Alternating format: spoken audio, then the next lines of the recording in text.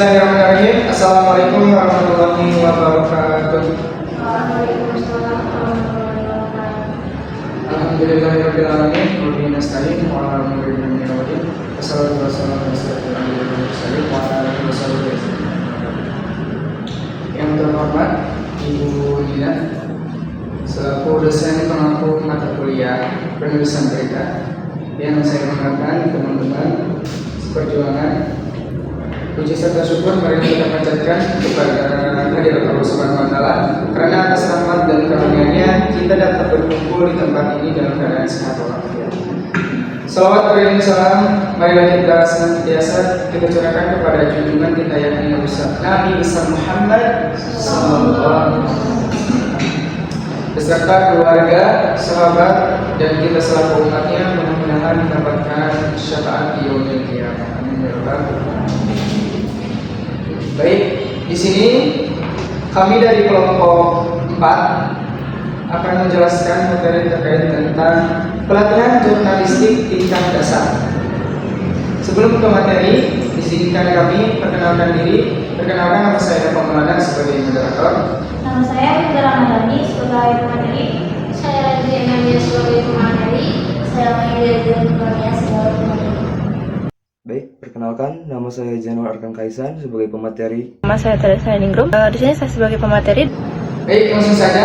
Materi yang pertama yaitu terkait tentang kode etik dan etos kerja jurnalistik yang akan dipaparkan oleh Teh Mei. Padanya dipersilakan. Baik, di sini saya akan menjelaskan materi tentang kode etik dan etos kerja jurnalistik. Jadi, kode etik jurnalistik ini fungsinya buat menjaga agar kebebasan personal tetap ada, tapi juga tetap bertanggung jawab. Selain itu, kode etik juga melindungi wartawan dalam menjalankan tugasnya dan melindungi masyarakat dari informasi yang salah atau menyesatkan. Intinya, supaya kepercayaan publik terhadap media tetap terjaga. Nah, di dalamnya ada beberapa asas penting, yaitu asas demokratis. Wartawan harus bikin berita yang berimbang, independen, mengutamakan kepentingan umum, dan memberikan ruang untuk hak jawab atau koreksi kalau ada pihak yang merasa dirugikan. Selanjutnya ada asas profesional. Wartawan wajib menguasai teknik jurnalistik, bikin berita yang akurat, faktual, tidak plagiat, dan selalu melakukan verifikasi sebelum dipublikasikan. Selanjutnya ada asas moral, harus jujur, tidak menerima suap, menjaga integritas, menghormati privasi orang lain, dan tidak bersikap diskriminatif. Selanjutnya ada asas supremasi hukum, wartawan harus taat hukum, menghormati asas praduga tak bersalah, dan tidak boleh menghakimi lewat pemberitaan. Terakhir, wartawan juga wajib menjaga kerahasiaan narasumber kalau memang diminta, demi menjaga kepercayaan dan etika profesi. Baik, terima kasih Tenei atas pemaparan materi.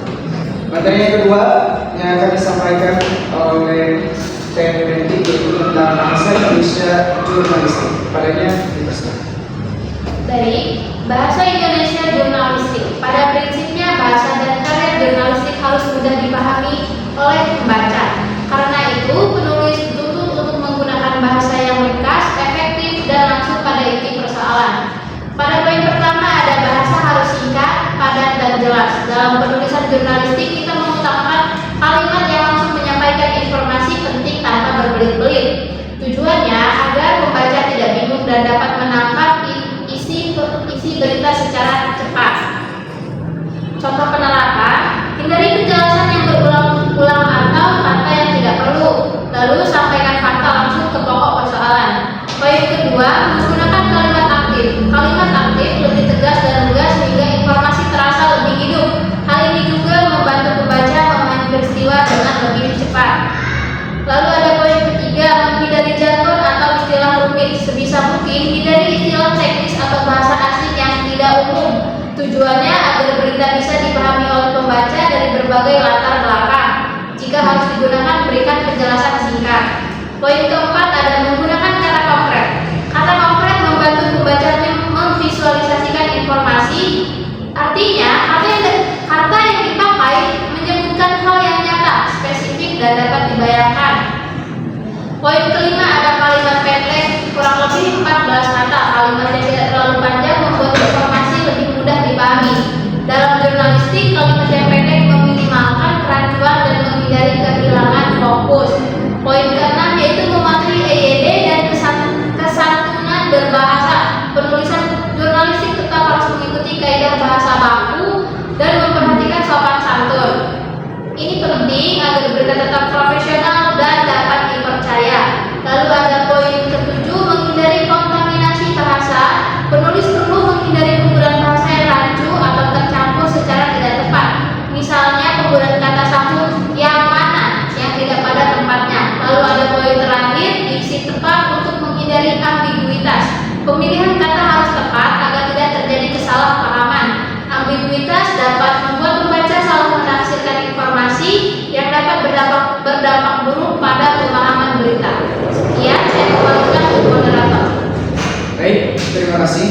kepada Kak Randy atas pemaparan materi. Selanjutnya yaitu materi menggali ide berita yang akan disampaikan oleh Teh Rika. Padanya dipersilakan. Baik, poin selanjutnya menggali ide berita. Satu, penilaian kelayakan berita. Sebuah ide layak dijadikan berita jika memenuhi unsur berita antara lain aktual, peristiwa baru saja terjadi, sedang berlangsung atau masih relevan, penting, berdampak luas bagi masyarakat, lembaga atau pemerintah, dekat, berhubungan langsung dengan kehidupan pembaca baik secara geografis maupun emosional, konflik, adanya pertentangan kepentingan, perdebatan atau peristiwa yang menimbulkan ketegangan. Tokoh melibatkan orang terkenal, pejabat, selebritis, atau tokoh masyarakat. Human interest menyentuh sisi kemanusiaan, emosi, atau kisah inspiratif. Unik, memiliki keanehan, kejarangan, atau keistimewaan yang menarik perhatian publik. Dua, wartawan proaktif, mencari isu. Seorang wartawan tidak boleh pasif menunggu informasi datang. Dia harus mampu membaca tanda-tanda isu yang sedang berkembang di masyarakat. Peka terhadap lingkungan dan perubahan sosial, budaya, politik, ekonomi, dan teknologi.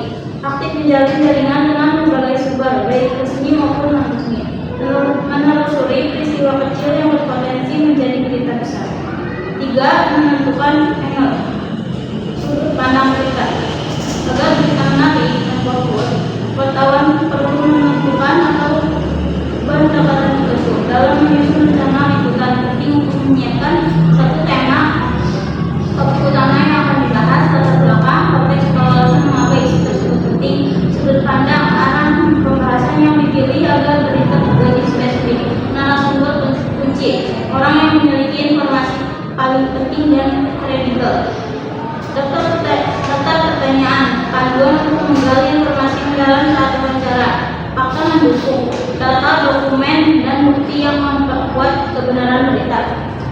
4. Memiliki narasumber yang baik harus memiliki pengetahuan, pengalaman, atau otoritas atas isu yang dibahas, relevan, terkait langsung dengan topik liputan, beragam, istilah perlu menghadirkan dua atau lebih pihak yang berbeda untuk menjaga keseimbangan berita. 5. Persiapan bahan pustaka dan arsip. Sebelum turun ke lapangan, wartawan sebaiknya melakukan riset pustaka untuk memperkaya wawasan, membaca dokumen, arsip, atau laporan terkait isu yang akan diliput, menggunakan data statistik, hasil penelitian, atau artikel terdahulu untuk memperkuat informasi, mencatat referensi penting yang bisa digunakan untuk membandingkan hasil liputan di lapangan. 6. Upaya pencarian ide berita. Ide berita bisa diperoleh dari berbagai sumber dan metode seperti media massa, membaca cerita lain untuk menemukan celah atau lanjutan isu.